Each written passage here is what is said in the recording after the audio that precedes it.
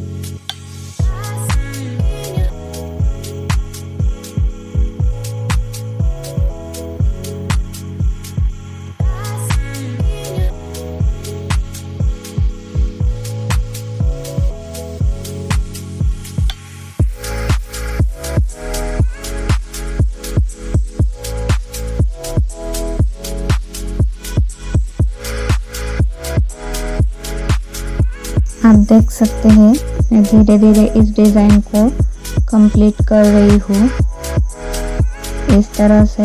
Friends, ये देख सकते हैं आप यहाँ पे ये जो रिंकल्स दिख रहे हैं, इसका रीज़न है कि ये मेरा जो फैब्रिक है वो थोड़ा सा पुराना हो चुका है। तो इसलिए जब भी मैं इसे रिंग में लगाती हूँ तो ये लूज पड़ जाता है। जब हम फैब्रिक एक बार रिंग में लगाते हैं तो हमें उसे बार बार निकालना नहीं होता है। तो अगर हम उसे बार बार निकालेंगे तो इस तरह से ये लूज पड़ जाता है। हर बार स्ट्रेच होके इस तरह से ये लूज पड़ जाता है। आप जब नया फैब्रिक लेंगे तब आपको उसे बार बार निकालना नहीं है। जब आप फैब्रिक को बार बार निकालते रहोगे और फिर से उसे रिंग में लगाओगे तो वो लूज पड़ जाएगा। और इस तरह से देखिए, मेरा फैब्रिक जो है वो लूज पड़ चुका है।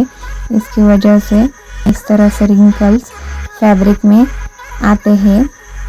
तो आप ये गलती मत कीजिए। ये फैब्रिक मेरा जब मैं सीख रही थी तब का है। तो इसे मैंने बहुत बार रिंग में लगा के फिर से निकाल के रखा है, तो इसकी वजह से ये लूज पड़ चुका है। तो चलिए देख सकते हैं आप, तब तक हमारे इस तरह से ये स्टिच बन के तैयार है। इस तरह से आप देख सकते हैं ये कितने छोटे छोटे स्टिच मैंने लिए हैं। इसी तरह से आपको भी प्रैक्टिस करनी है। अब मैं आपको डबल स्टिच बनाना सिखाती हूँ। ये देखिए, पहले हमें एक नॉर्मल स्टिच लगा लेनी है। हो सके उतनी हमें इसे छोटी छोटी बनानी है। फ्रेंड्स, इस तरह की स्टिच हम जब डिज़ाइन बनाएंगे गले के बॉर्डर में या स्लीव्स के बॉर्डर में, हमें इस तरह की स्टिच यूज़ करनी है, डबल स्टिच।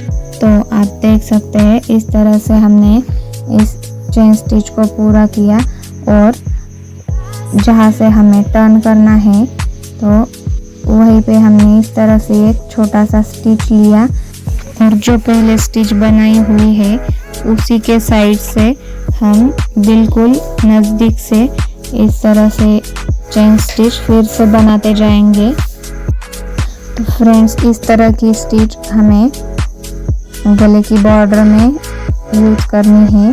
आप इसकी प्रैक्टिस कर सकते हैं।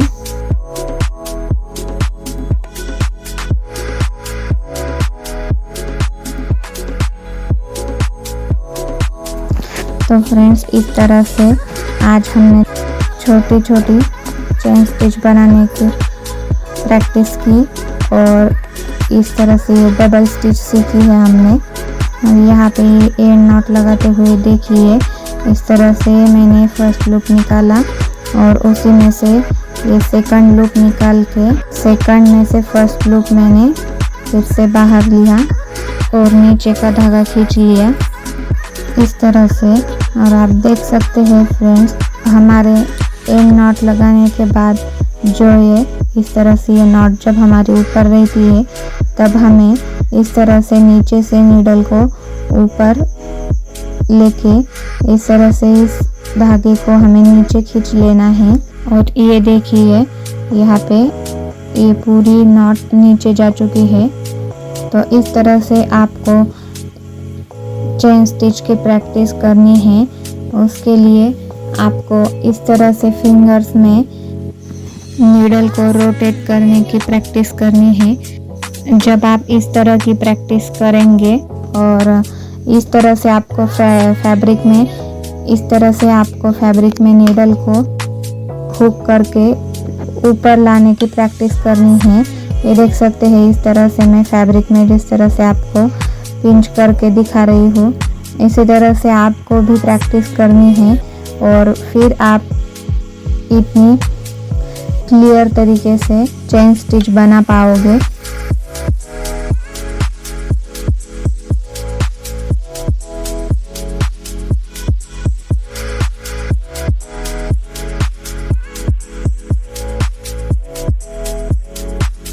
तो फ्रेंड्स, इस तरह से नीडल को नीचे पिंच करके ऊपर निकालने की प्रैक्टिस आप करते रहिए। और आज के लिए इतना ही। कल फिर मिलते हैं कुछ नया सीखने के लिए। तब तक के लिए थैंक यू।